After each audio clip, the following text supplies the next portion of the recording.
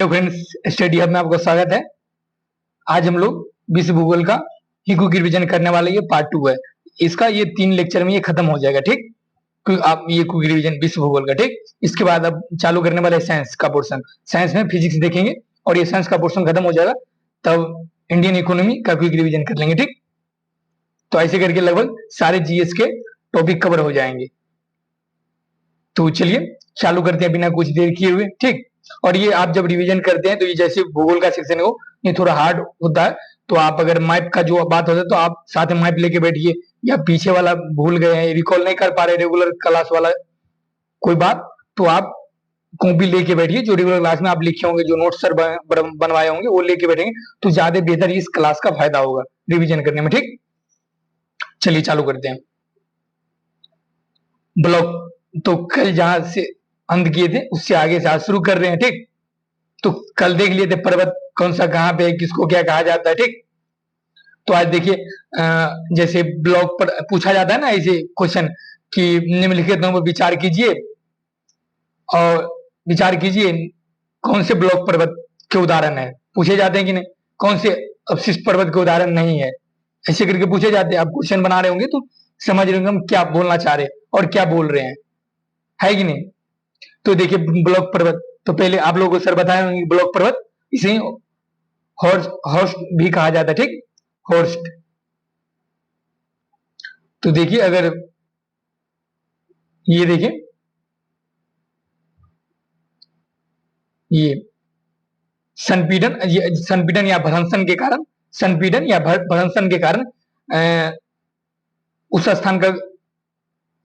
स्थान के सबसे ऊंचे हुए भाग को ब्लॉक पर्वत माना जाता है, ठीक। तो जैसे ये दोनों साइड से नीचे धंसा हुआ और एक ऊपर में ऊपर उठा हुआ, तो इसे ब्लॉक पर्वत या हॉर्स्ट कहेंगे, ठीक। और धंसे हुए भाग को क्या कहेंगे, तो ग्रेवेन कहेंगे, जो आप लोगों को डिटेल में आप लोगों के सर बताए होंगे, ठीक। तो यहाँ क्विक रिवीजन चल रहा है तो उसको ध्यान रखते हुए इस पर ज्यादा व्याख्या नहीं करेंगे। वैसे व्याख्या कर सकते हैं बट उतना ज्यादा व्याख्या नहीं करेंगे, ठीक। क्योंकि आप लोगों को भी तब बोरिंग लगेगा, है कि नहीं। बोले क्विक रिवीजन के नाम पे, तो क्विक रिवीजन है तो क्विक रिवीजन ही रहने देते हैं, है कि नहीं। तो चलिए ब्लॉक पर्वत के उदाहरण देख लेते हैं। तो यूएसए कैलिफोर्निया में देखिए तो सियरा नेवादा है ना, ये ब्लॉक पर्वत के उदाहरण है, ठीक। और जर्मनी के ब्लैक फॉरेस्ट देखें तो ये भी ब्लॉक पर्वत के उदाहरण है। और फ्रांस के वैसे वैसे जेस पर्वत देखें तो ये भी ब्लॉक पर्वत के उदाहरण है, ठीक।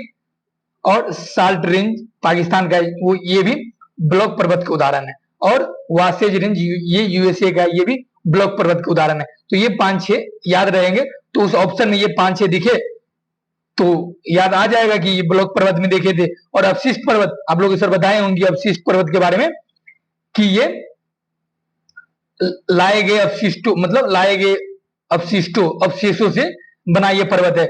जैसे हवा से कहीं से बजरी बालू मिट्टी धूल अवशेष आ गए, कहीं बाढ़ से आ गए, और कहीं देखे तो ज्वालामुखी के उद्गार से उत्पन्न हुआ, तो वो एक तरह से अवशिष्ट हुआ। तो धीरे धीरे ये जैसे हवा धीरे धीरे इस पर अवशेष अपना जमाते गया और इसके बाद ऐसे पर्वत बन जाता है। तो ये इस पर्वत वही कहलाता है, ठीक।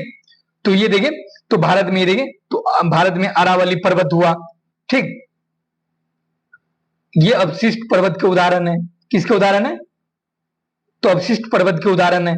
और अल्पेशियन पर्वत देखे जो उत्तर अमेरिका में, ये किसके उदाहरण है, तो ये भी अवशिष्ट पर्वत के उदाहरण, ठीक, ध्यान रखेंगे। और ये पेत्राइन जो यूरोप में पर्वत पड़ता है, ये अवशिष्ट पर्वत के उदाहरण, ठीक। और भारत में अवशिष्ट पर्वत के और उदाहरण अरावली तो है ही, इसके बाद देख ले तो विंध्याचल, ठीक, सतपुड़ा, विंध्याचल, ध्यान रखेंगे विंध्याचल, ठीक, सतपुड़ा रेंज, ठीक।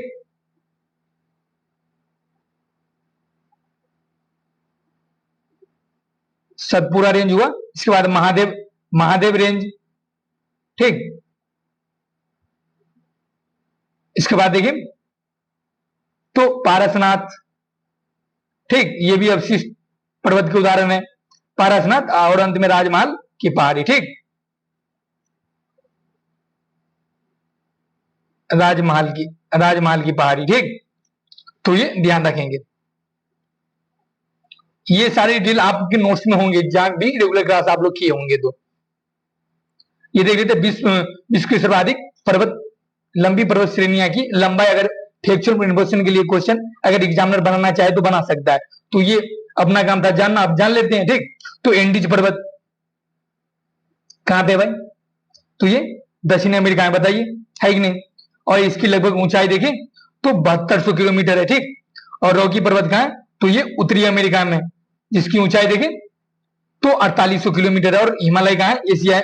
एशिया महाद्वीप में जो देखें तो ये लगभग 2400 किलोमीटर है। ठीक, ये ध्यान रखेंगे। तो सबसे लंबी पर्वत श्रेणियां देखें तो एंडीज है। ठीक, ध्यान रखेंगे। अब देख लीजिए विश्व के प्रमुख पठार एवं उनकी अवस्थिति। पठार कौन से पठार कहां पे स्थित है, ऐसे करके क्वेश्चन पूछा जाता है।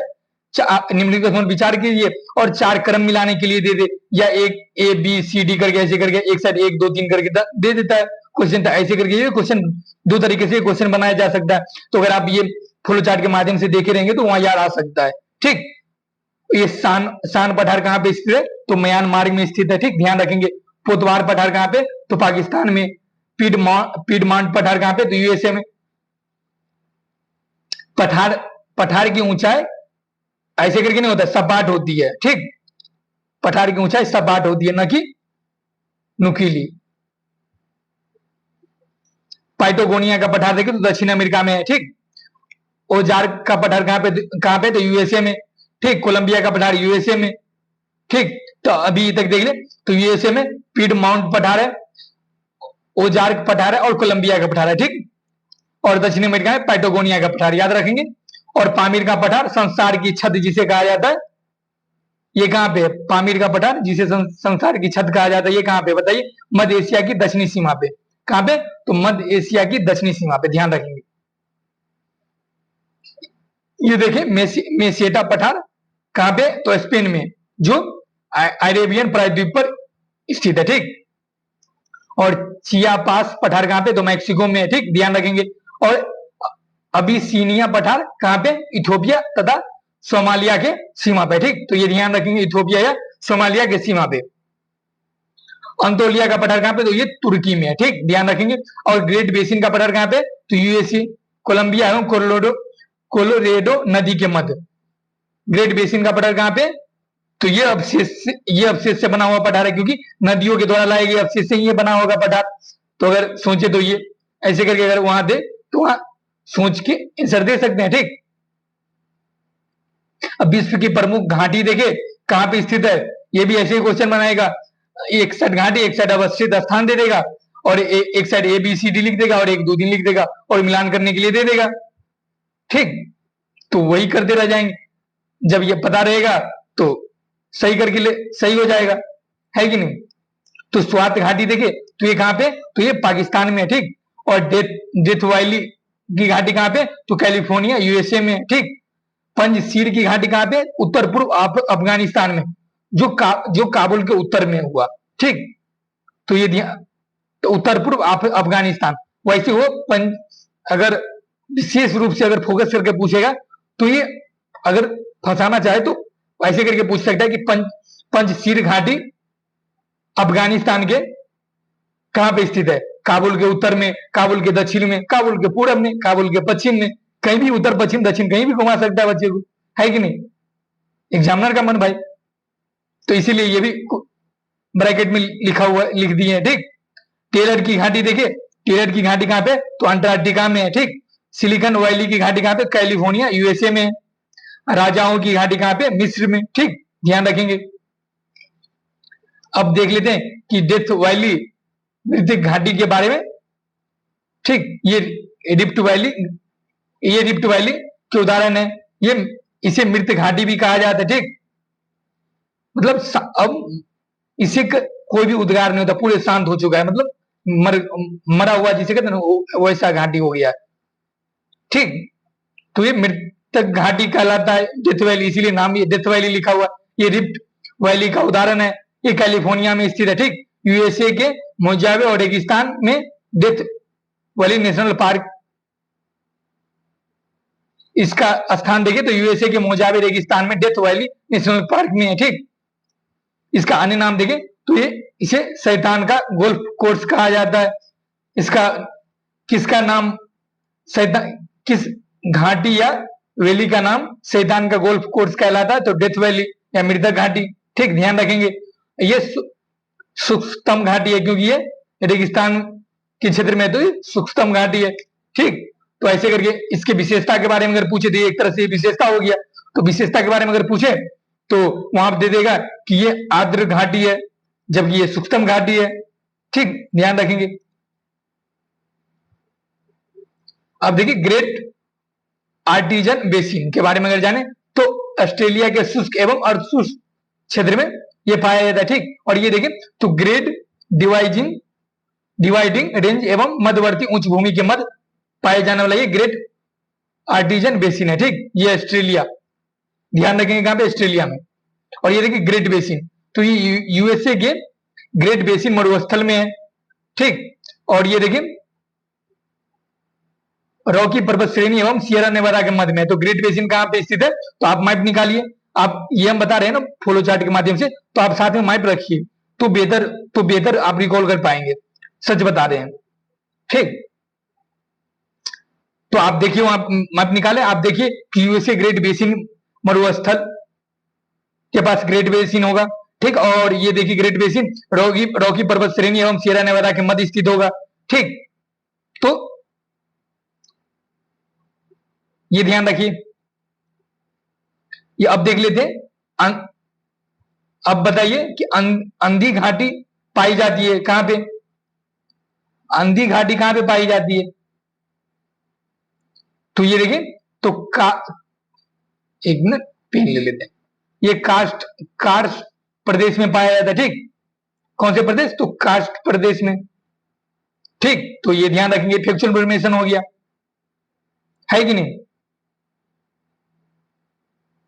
बताओ भाई, हुआ कि नहीं?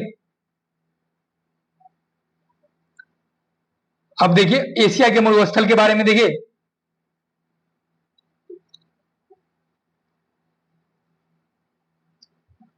कहां पे स्थित है ये भी पूछा जाता है कि कौन सी मरुस्थल कहां पे स्थित है। अगर फैक्चुअल इंफॉर्मेशन ऐसे अगर थोड़ा घुमा के अगर लंबा बनाना चाहे तो वही 1 2 3 करके एबीसीडी करके देगा। ठीक, और ये कास्ट प्रदेश के बारे में देखिए तो ये घुलनशील चट्टानों से बनता है ये प्रदेश।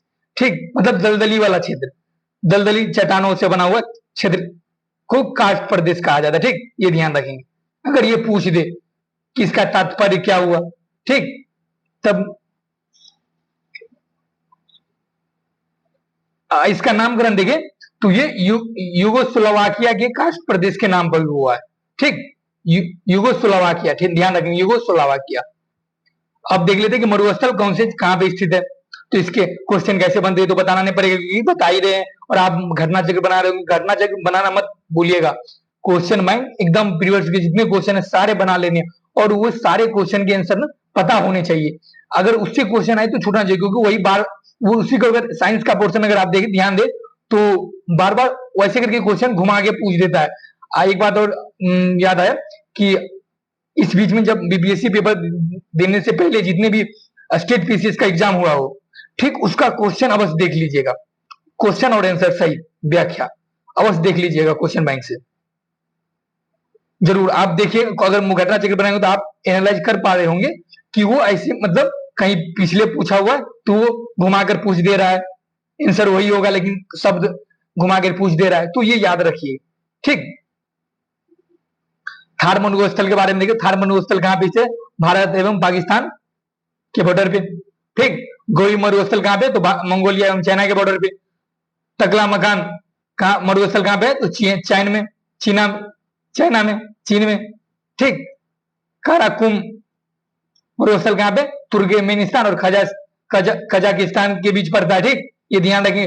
रब अल खाली अल नाफूद अहमद ये सारे मरुस्थल है कहां पे?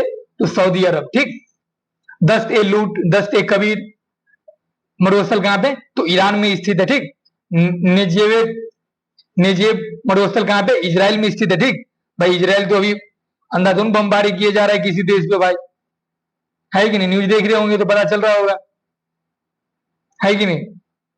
ये अब अखंड इजराइल बना के ही छोड़ेगा।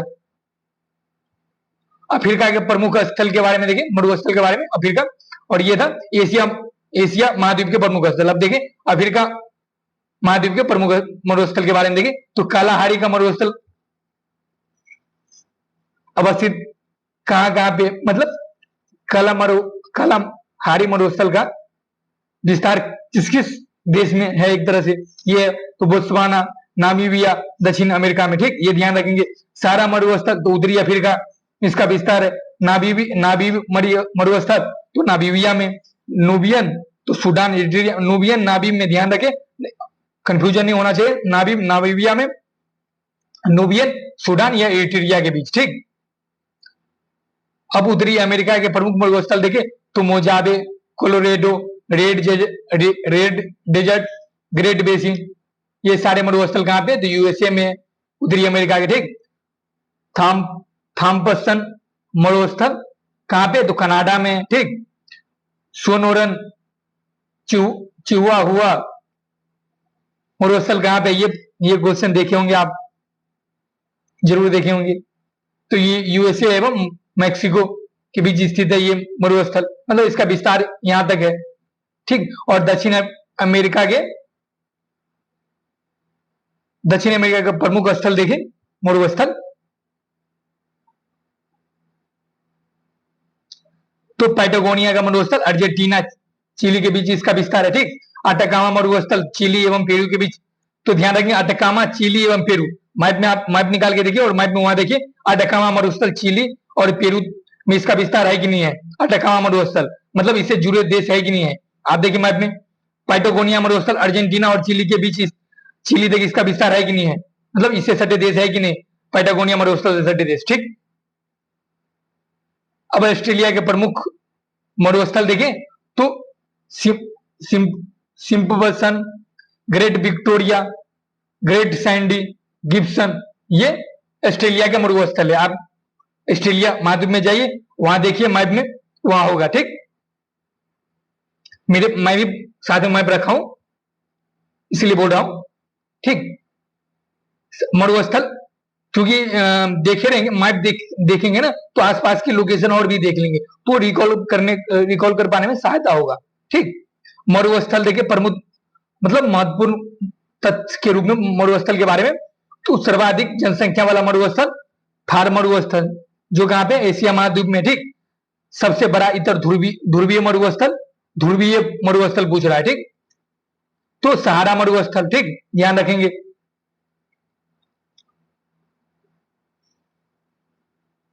और सबसे शुष्क मरुस्थल अटकामा का मरुस्थल। अभी बताएं कहां पे अटकामा का मरुस्थल, आप कमेंट सेक्शन में बताइए। ये आपके लिए क्वेश्चन हुआ कि आप कितना सीरियस होकर देख रहे हैं। और दक्षिण एशिया का सबसे बड़ा मरुस्थल थार मरुस्थल, सर्वाधिक जनसंख्या वाला मरुस्थल तो है, लेकिन दक्षिण एशिया का भी सबसे बड़ा मरुस्थल कौन है? तो थार मरुस्थल। ठीक, ध्यान रखेंगे, ये फैक्चुअल इंफॉर्मेशन। ठीक, अब देखिए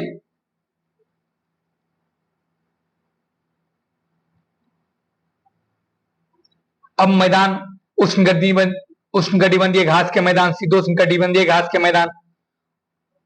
ठीक, ये सारे आप वो अक्षांश के हिसाब से, ये अक्षांश के हिसाब से बटे हुए है। उष्णकटिबंधीय घास के मैदान, शीतोष्णकटिबंधीय घास के मैदान, उपोष्णकटिबंधीय घास के मैदान, ठीक, ध्रुवीय घास के मैदान। ठीक, ऐसे करके अक्षांश के हिसाब से ये बटा हुआ है। तो अगर देखिए उष्णकटिबंधीय घास के मैदान के बारे में देखें तो ये कंपास उष्णकटिबंधीय घास के मैदान को कंपास किस किस देश में कहा जाता है? तो ब्राजील, अर्जेंटीना, पराग्वे, उरुग्वे में। ठीक, ये ध्यान रखेंगे, पूछा जाता है। सवाना कहां पे कहा है? तो पूर्वी अफ्रीका में। ठीक, सिलवास अमेजन बेसिन में स्थित है। ठीक, और लानोज वेनेजुएला और कोलंबिया। ठीक, और पार्कलैंड दक्षिण अफ्रीका। ठीक, सेराडो सेराडो ब्राजील, ठीक। तो उष्णकटिबंधीय घास के मैदान ब्राजील में क्या कहा जाता है, तो सेराडो, मतलब उष्णकटिबंधीय घास के मैदान को किस देश में क्या कहा जाता है, तो ऐसे करके आप क्वेश्चन देखे होंगे, ठीक। तो ये याद रख लेंगे। और शीतोष्ण कटिबंधीय घास के मैदान के बारे में देखें तो उत्तरी अमेरिका में प्रेरी प्रेरी कहा जाता है, ठीक। और यूरेशिया में देखें तो स्टेपीज कहा जाता है। क्या कहा जाता है, तो स्टेपीज कहा जाता है, ठीक। और अर्जेंटीना में क्या कहा जाता है, तो पंपास कहा जाता है। पंपास और कंपास, कंफ्यूजन बनता है, pampas compass, pampas compass. Pampas शीतोष्ण कटिबंधीय ठंडा प्रदेश, कंपास वो गर्म प्रदेश, ठीक। तो ध्यान रखेंगे। और दक्षिण अफ्रीका की शीतोष्ण कटिबंधीय घास के मैदान को क्या कहा जाता है, तो वेल्ड कहा जाता है, ठीक। और ऑस्ट्रेलिया में क्या कहा जाता है, तो डाउन्स कहा जाता है। और ये हंगरी में क्या कहा जाता है, तो पुछताछ कहा जाता है, ठीक। ये ध्यान रखेंगे। अब वायुमंडल की संरचना एवं परतें देखेंगे तो इसमें देखें तो पृथ्वी की सतह के हिसाब से ये बटा हुआ है। जैसे क्षोभ मंडल, इसके बाद है समताप मंडल 18 से ऊपर, 18 से 50 के बाद समताप मंडल के बीच, और 50 से 80 के बीच मध्य मंडल, और देखिए 80 से 400 के बीच आयन मंडल, और उसके ऊपर बहिर्मंडल, ठीक। तो क्षोभ मंडल में बताइए, इसमें वायुमंडलीय गतिविधियां जितनी है सारी है, ये सारे क्षोभ मंडल में होते हैं, ठीक ठीक। और ओजोन परत कहां पे पाई जाती है, वो समताप मंडल में पाई जाती है, ठीक। ध्यान रखेंगे, समताप मंडल में ओजोन परत पाई जाती है, जो हम लोग को परावैज्ञानिक किरणों से बचाता है। तो स्किन बीमारी हो जाएगी अगर वो किरणें पृथ्वी पर पहुंच गया, तो मतलब मानव का रहना मुश्किल हो जाएगा पृथ्वी पर, ठीक। तो ये ओजोन परत के संरक्षण में समताप मंडल हम लोग की रक्षा करता है, ठीक। इसके बाद मध्य मंडल है। इसके बाद देखिए तो आयन मंडल, बहिर्मंडल। तो क्षोभ मंडल में क्या, क्षोभ मंडल में देखिए तो ये सारी गतिविधियां, मतलब वायुमंडलीय गतिविधियां जितनी सारी है पृथ्वी पर, ये सारी गतिविधियां क्षोभ मंडल में ही होती है, न कि ऊपर समताप मंडल में, ठीक। ये ध्यान रखेंगे आप, ठीक। और और बताइए, और ये तो समताप मंडल के बारे में बता दिए। और यहां देखिए मध्य मंडल, आयन मंडल, यहां पे देखिए तो आयन मतलब क्या कहते हैं, यहां पे रडार सब लगा रहता है आयन मंडल में, ठीक। तो ये उसके लिए फेमस है, ठीक। और देखिए ओजोन परत 15 से 35 की मध्य की ऊंचाई, इसकी 15 की 35 ओजोन परत की, न कि समताप मंडल की, ठीक। ये ध्यान रखेंगे आप, क्या करेंगे, ध्यान रखेंगे, ठीक। अब देखिए परावैज्ञानिक किरणें का अवशोषण करती है ओजोन परत, ठीक, जो समताप मंडल में, ठीक। ये ध्यान रखेंगे।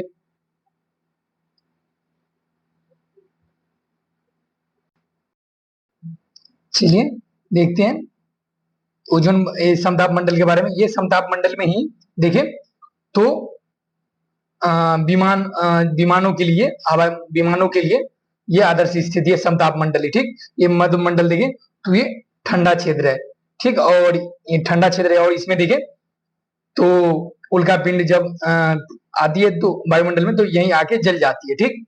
और आयन मंडल देखिए तो आयन मंडल में नीचे से ऊपर जाने के पर टेम्परेचर बढ़ता है, ठीक, आयन मंडल में, ठीक। ये ध्यान रखेंगे आयन मंडल के बारे में।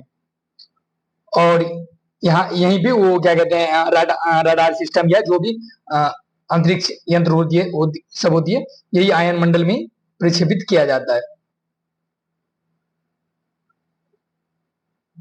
वो जैसे टेलीफोन वाला सब हुआ, वो सब मौसम विभाग यंत्र जानने के लिए वो सारे आयन मंडल में ही लगाए जाते, ठीक।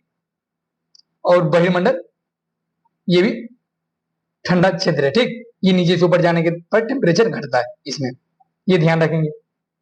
अब देखिए उपसौर और अवसर। तो पृथ्वी के सबसे निकट पृथ्वी सूर्य के सबसे निकट जब होते हैं उसे उपसर कहते हैं, ठीक। और पृथ्वी सूर्य से सबसे दूर होती है उसे अपसर कहते हैं। और ये कब आता है टाइम, तो अपसर का टाइम 4 जुलाई और उपसर का 3 जनवरी को, ठीक। तो आप कैसे ध्यान रखेंगे मैं बताऊं।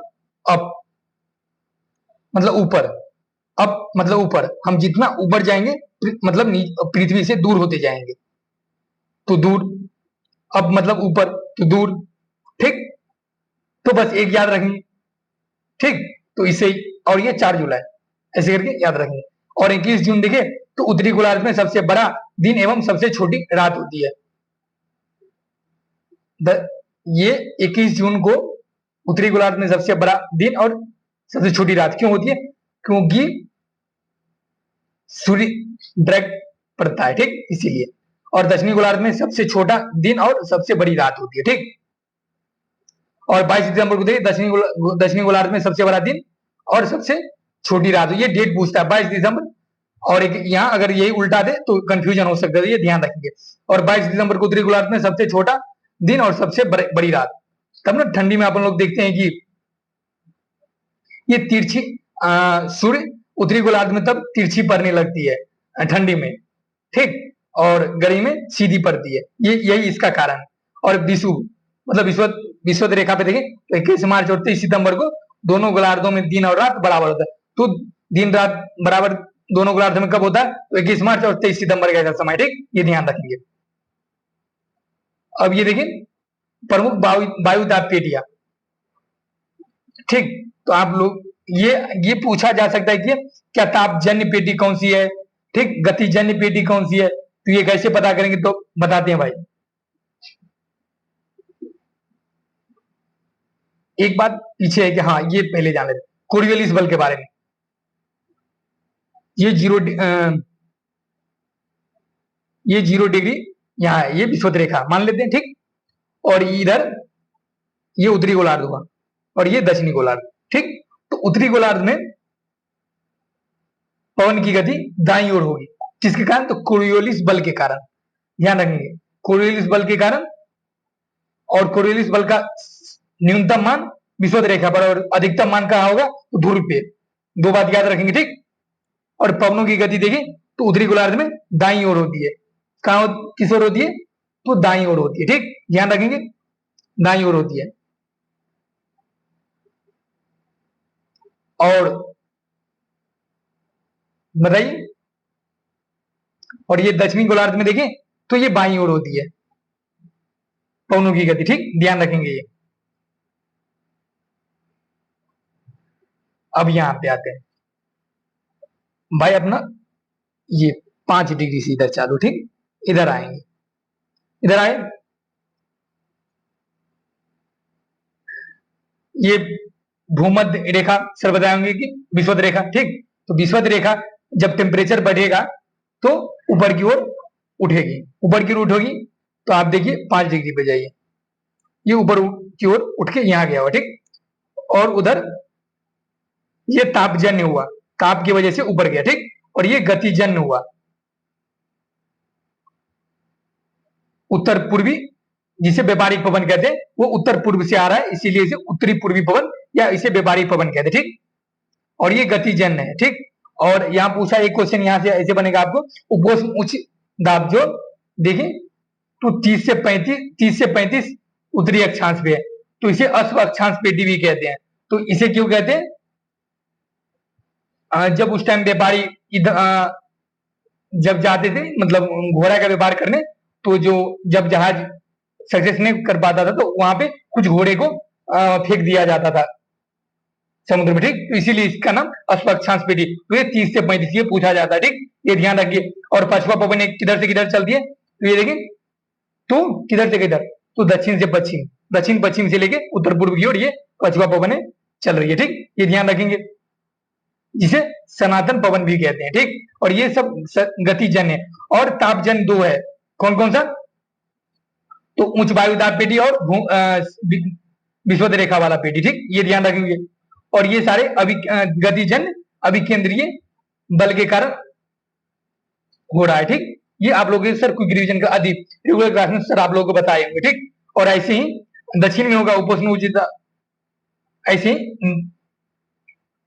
दक्षिण में होगा तो वो भी 30 से 35 डिग्री, तो ये अक्षांश कहा जाएगा। ठीक, और ये दक्षिण की बाई दक्षिण देखे तो ये बाई ओर हवा चलेगा कोरियोलिस बल के कारण। ठीक, और ये दाई ओर चलेगा कोरियोलिस बल के कारण, तो ये ध्यान रखेंगे। ठीक, तो तापजन अगर पूछे कौन सा है तो उच्च वायुदाब पेटी और एक विषुवत रेखीय निम्न वायुदाब पेटी, जिसे डोलड्रम पेटी भी कहते हैं। ठीक, ध्यान रखेंगे। और सब नहीं तो सब गतिजन पेटी है। ठीक, ये ध्यान रखेंगे। अब देखते हैं कि गर्म स्थानीय पवन और उससे संबंधित क्षेत्र, मतलब जब गर्म हवाएं चलती है तो रॉकी पर्वत का पूर्वी ढाल से जब चलती है गर्म हवाएं, तो उस क्षेत्र में गर्म स्थानीय पवन को क्या कहा जाता है, तो चिनूक कहा जाता है। ठीक, ये पूछा जाता है, ध्यान रखेंगे। और उत्तरी अफ्रीका, भूमध्य सागर, इटली और स्पेन की तरफ अगर जब गर्म स्थानीय पवनें बहती उसे क्या कहते हैं, तो सिराकू कहा जाता है। ठीक, ध्यान रखेंगे। और आल्प्स पर्वत का उत्तरी ढाल मुख्यतः स्विट्जरलैंड में क्या कहा जाता है, तो फॉन कहा जाता है। ठीक, ध्यान रखेंगे। और देखिए सुंग गर्म स्थानीय पवन कहाँ की है, तो अरब रेगिस्तान की है। ठीक, ध्यान रखेंगे। और हबूब देखिए उत्तरी सूडान, खार्तूम की स्थानीय पवनी है। ठीक, और ब्रिक फिल्डर देखिए तो ये ऑस्ट्रेलिया का विक्टोरिया रेगिस्तान की स्थानीय पवनी है। ठीक, ये ध्यान रखेंगे। अब देखिए नॉर्वेस्टर्न उत्तरी न्यूजीलैंड, उत्तर पूर्वोत्तर भारत, काल बैसाखी, इन क्षेत्रों में गर्म स्थानीय पवन को नॉर्वेस्टर कहा जाता है। ठीक, तो ध्यान रखेंगे। और जापान में क्या कहा जाता है, तो यामो कहा जाता है। ठीक, क्या कहा जाता है, यामो कहा जाता है। और मिस्र के उत्तरी भाग में देखिए तो क्या कहा जाता है, तो खमसिन कहलाता है। ठीक, ध्यान रखेंगे। और यहाँ देखिए संबंधित क्षेत्र फ्रांस एवं रोन घाटी क्षेत्र में ठंडी स्थानीय पवन को क्या कहा जाता है, तो मिरिस्टल कहा जाता है। ठीक, ध्यान रखेंगे। एड्रियाटिक सागर के पूर्वी तट में बहने वाली ठंडी स्थानीय पवन को क्या कहा जाता है, तो बोड़ा कहा जाता है, बोड़ा। ठीक, उत्तरी ध्रुवीय क्षेत्र में जो साइबेरिया, कनाडा और यूएसए का क्षेत्र है, वहां ठंडी स्थानीय पवन को क्या कहा जाता है, तो ब्लिजार्ड कहा जाता है। ठीक, ध्यान रखेंगे। और चक्रवातों के क्षेत्रीय नाम देखें तो हिंद महासागर के क्षेत्र में देखिए आने क्षेत्रीय नाम अगर चक्रवात है तो उसे चक्रवात ही कहते हैं। ठीक, और अटलांटिक महासागर में अगर चक्रवात है तो उसे हरिकेन कहते हैं, अटलांटिक महासागर। ठीक, और पश्चिम प्रशांत महासागर और दक्षिण चीन सागर वाले चक्रवात को क्या कहते हैं, तो टाइफून कहते हैं। और पश्चिमी ऑस्ट्रेलिया का देखें तो वेली। ठीक, अब देखिए महासागर क्षेत्रफल के घटते क्रम में। ठीक, तो प्रशांत महासागर सबसे बड़ा है। ठीक, और इसके बाद अटलांटिक महासागर, इसके बाद हिंद महासागर, और इसके बाद देखिए दक्षिणी महासागर, और सबसे छोटा महासागर आर्कटिक महासागर। ठीक, ये ध्यान रखेंगे। और सबसे बड़ा महासागर प्रशांत महासागर। प्रशांत महासागर की प्रमुख गर्तें देखें तो इसकी सबसे गहरा गर्त क्या है, कौन सा, तो मेरियाना का गर्त है, जो सबसे बड़ा गर्त है, जिसकी गहराई देखें तो 11,033 मीटर है। ठीक, और इसकी गर्त देखें तो क्यूराल गर्त है, टोंगा गर्त है, एल्यूसियन गर्त, जो प्रशांत महासागर के प्रमुख गर्त है। ठीक, और एक देखिए तो करमेटिक गर्त है। तो ऐसे करके क्वेश्चन बनाया जा सकता है कि निम्नलिखित कथनों पर विचार कीजिए, इनमें से कौन से प्रशांत महासागर की प्रमुख गर्तें नहीं है या असत्य है। ठीक, तो ध्यान रखेंगे ये बात। अटलांटिक महासागर के प्रमुख गर्त के बारे में देखें तो ये तो पुर्टो रिको गर्त जो अटलांटिक महासागर की प्रमुख गर्त है, रोमांच गर्त, सैंडविच खाने वाला नहीं भाई, सैंडविच गर्त, हिंद महासागर के प्रमुख गर्त, हिंद महासागर के प्रमुख गर्त देखें तो सुंडा गर्त जो हिंद महासागर के प्रमुख गर्त है, डायमेंटिना गर्त देखे जो हिंद महासागर के प्रमुख गर्त है, और यहीं के प्रमुख गर्त देखे तो जावा गर्त है। ठीक, ध्यान रखेंगे भाई। अब देखते हैं कि हिंद महासागर की धाराएं ठंडी, गर्म।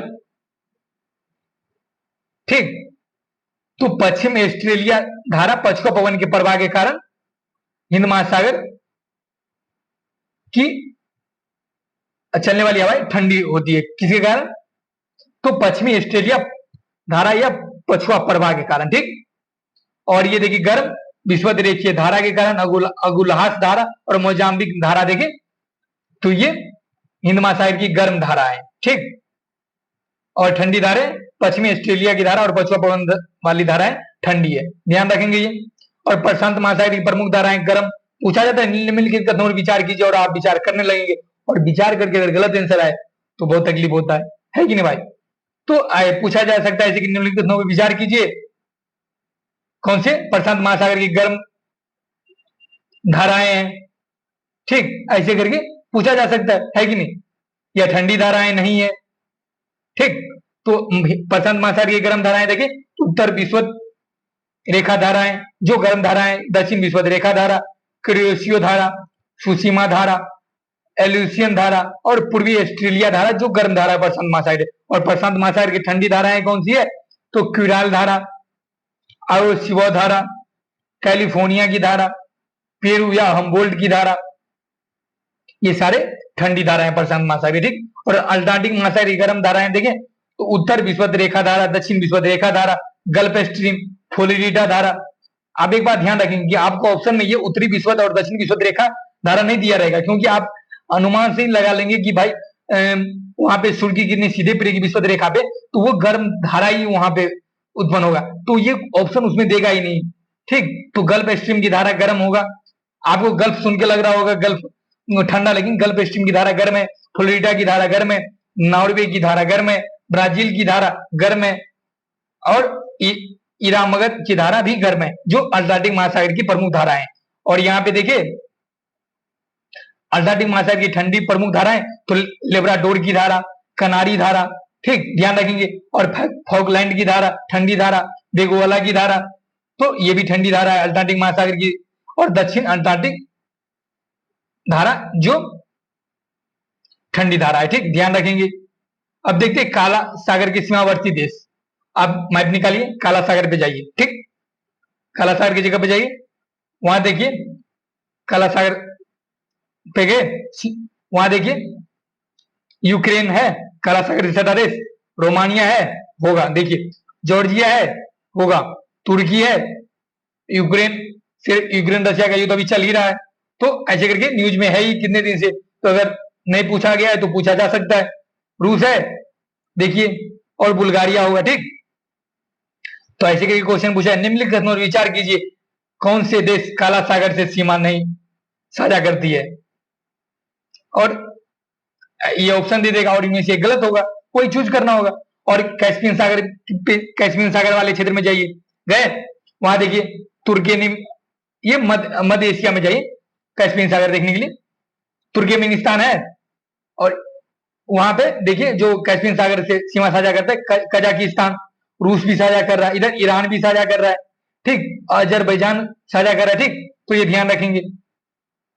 अब अरल सागर के पास जाइए, चले गए मैं बोल आगे अरल सागर को। अब अरल सागर से कौन कौन से देश सीमा साझा करते हैं, तो उज्बेकिस्तान और कजाकिस्तान, ठीक, निकालिए, देखिए अरल सागर में उज्बेकिस्तान और कजाकिस्तान ये दोनों सीमा साझा करते हैं, ठीक।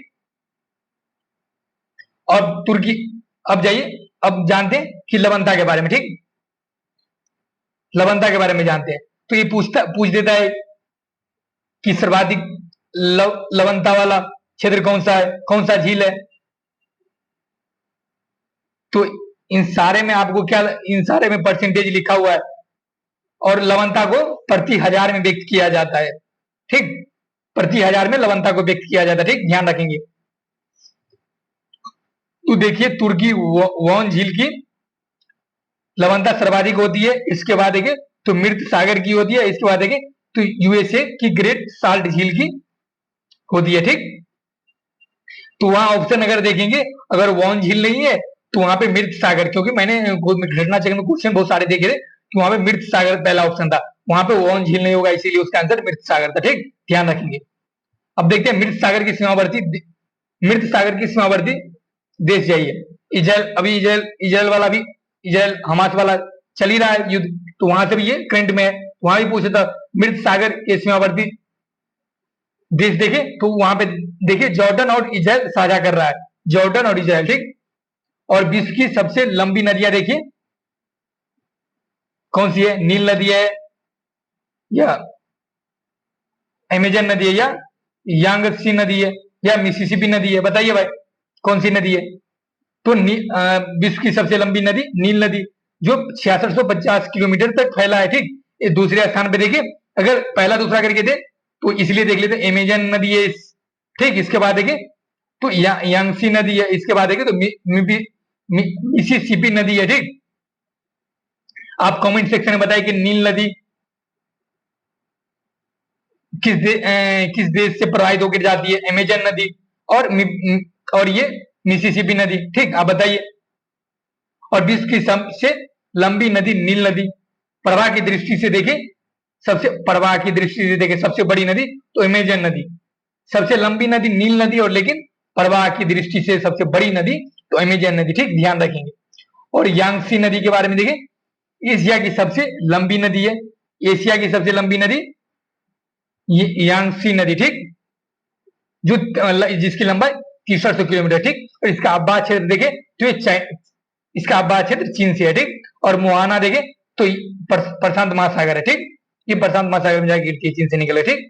तो ये और मेकांग नदी के बारे में देखें तो इसका उद्गम देखें तो तिब्बत के पठार से है मेकांग नदी का, और इसका आबाद क्षेत्र देखें चाइना और Myanmar, Laos, Thailand, Cambodia, Vietnam का क्षेत्र जहां पे ये प्रवाहित होती है मेकांग नदी। और ये कहां जाके गिरती है, दक्षिण चीन सागर में, ठीक। तो मोहाना कहां पे और उद्गम स्थल ये ऐसे करके पूछा जा सकता है, ठीक। तो ये ध्यान रखेंगे। अब अगली नदी की विशेषताएं कल देखेंगे, ठीक। तो आज यहीं पे अपना रिवीजन का क्लास समाप्त कर दें, और अगर अच्छा लग रहा है तो अपने दोस्तों को शेयर करिए और ज्यादा से ज्यादा लोगों तक पहुंचाइए, ठीक, जो लोग इसका फायदा उठा सके।